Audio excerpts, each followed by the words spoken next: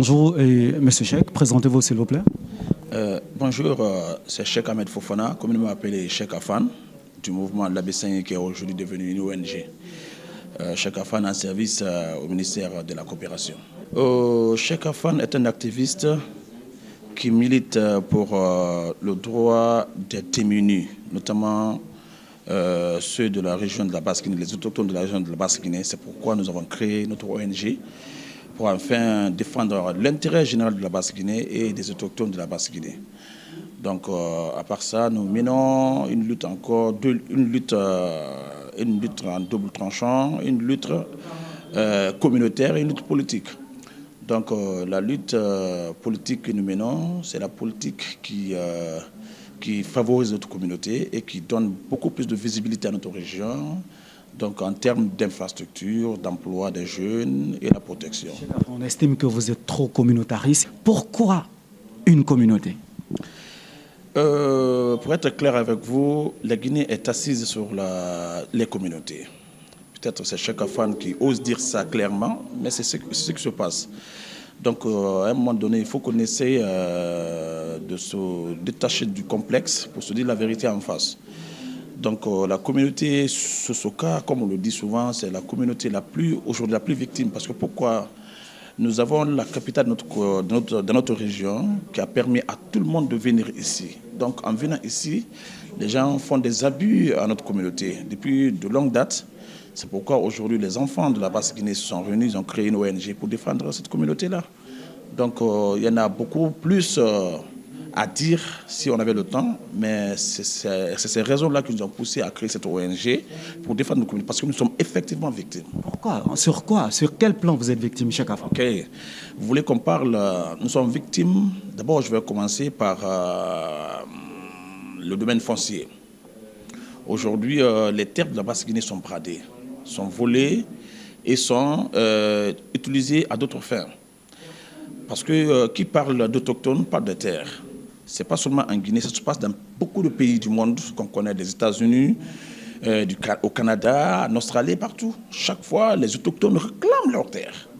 Et en Guinée, en Basse-Guinée, ici, les autochtones de la Basse-Guinée sont des sous-sous. Il faut que les gens acceptent le seul combat qui est entre les gens et nous. Ils refusent de reconnaître que les sous, ce sont des sous-sous qui sont des autochtones de la Basse-Guinée. Voilà le problème. Aujourd'hui, nos terres sont volées. Aujourd'hui, les gens prennent des titres fonciers sur des terres, les titres fonciers illégaux. Nous ne savons pas qui leur donne les titres fonciers. Et dans notre code foncier, il est clair dans le code foncier qu'on ne peut pas prendre un titre foncier sur un domaine qui n'est pas encore aménagé.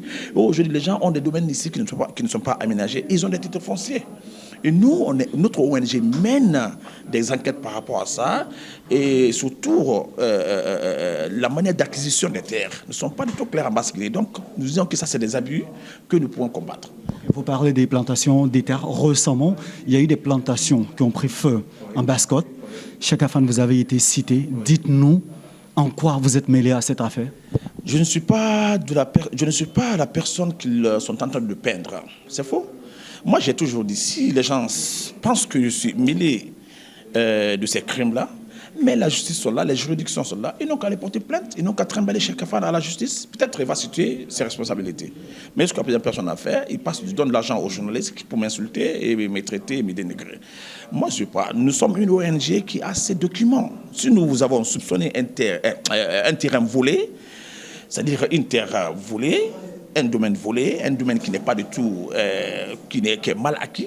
Nous avons notre manière de récupérer cette terre-là, mais pas de la manière dont les gens sont en train de le faire. Cette manière, c'est d'aller rencontrer le soi-disant propriétaire pour lui demander comment vous avez acquis cette terre.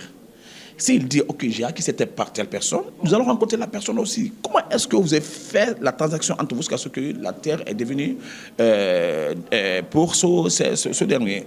Donc, nous avons des manières comme ça. Si nous trouvons que vraiment il y a du flou dans l'affaire, nous saisissons le dossier. Nous avons notre manière à récupérer. L'intéressé qui a acquis la terre et la personne qui l'a donnée, on se transporte. Il y a un endroit où on se transporte. Chacun s'explique. Et puis voilà. Quel est cet endroit? C'est pas la justice? Parfois la justice. Attendez. Parfois la justice. S'il ne comprend pas la communauté, on va à la justice tranche finalement.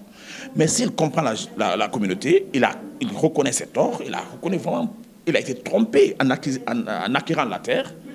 Nous avons notre manière à gérer cette affaire-là. Mais s'ils tiennent tête contre notre communauté, ils tiennent contre notre ONG, ils refusent de la reconnaître, nous transportons au niveau de la justice et la justice fait le tranche. Très souvent, au niveau de la justice, chaque fois, vous êtes plusieurs fois convoqué à la justice. Ça n'a jamais abouti. On estime que vous êtes soutenu par le pouvoir en place. Ceux qui disent ça, ils sont libres de dire ce qu'ils veulent. Parce que la justice, je crois que la justice est indépendante et la justice connaît très bien la vérité. Si vous voyez que la justice abandonne souvent les dossiers, c'est parce qu'il n'y a pas de la vérité dedans. Les gens m'en veulent parce que je suis en train de dénoncer leur intérêt qu'ils gagnent de façon subjective sur les gens, les autochtones de la Basse-Guinée. Ils sont en train de brimander les Basses-Guinéens. Ils sont en train de brimer les Basses-Guinéens, pardon. Ils sont en train de les Basses-Guinéens. Ils sont en train de les voler de leurs biens. Si les gens là n'ont pas aujourd'hui le courage de parler, n'ont pas les moyens de s'exprimer, moi je m'exprime à leur place. Et ça les fait mal. C'est pourquoi même ils me poussent à tout moment. Sinon, je n'ai rien fait à quelqu'un. Quel est votre lien avec le président Alpha Condé? Mon lien avec le président Alpha Condé, c'est comme tous les autres Guinéens. Je suis un citoyen, il est mon président. Moi, je le soutiens, c'est tout. Aujourd'hui, vous avez signé, vous adhérez Coalition démocratique pour le changement dans la continuité. Pourquoi cette adhésion à cette organisation? Je trouve que votre question est la bienvenue. Votre question est très très bien posée. Alpha Condé a déclenché des chantiers ici. C'est pourquoi nous, de notre côté, nous souhaitons qu'il finisse ces chantiers-là. Quand nous pensons au passé, la Guinée a l'habitude de faire la table rase. Chaque fois quand une nouvelle personnalité vient et fait la table rase. Donc pour ne pas faire la table rase, nous préférons que les chantiers qu'il a eu à déclencher en Guinée, qu'ils terminent. Donc c'est pourquoi nous sollicitons aujourd'hui, parce que nous ne voyons pas quelqu'un d'autre à part lui pour finir ces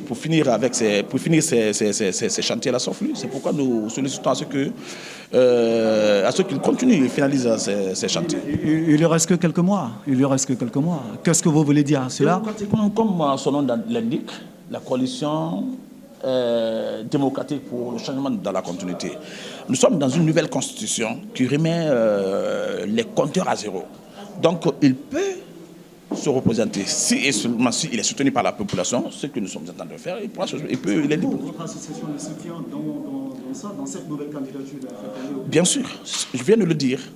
Pour nous, pour le moment, il est capable de le faire. Donc on va lui donner une seconde chance pour qu'il finalise les chantiers qu'il a commencé en Guinée. Vous voulez qu'il pose sa candidature pour 2020 aux élections présidentielles? Nous le soutenons dessus. Si et seulement si il se présente, nous le soutenons. Au cas où il présente quelqu'un d'autre à sa place, en tout cas, nous le suivons. Nous sommes dans son esprit et dans sa décision.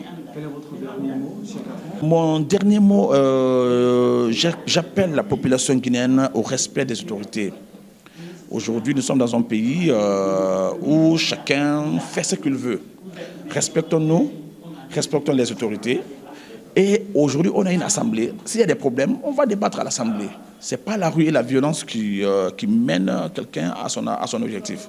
Je crois que la paix peut faire beaucoup de choses. Merci beaucoup. Merci.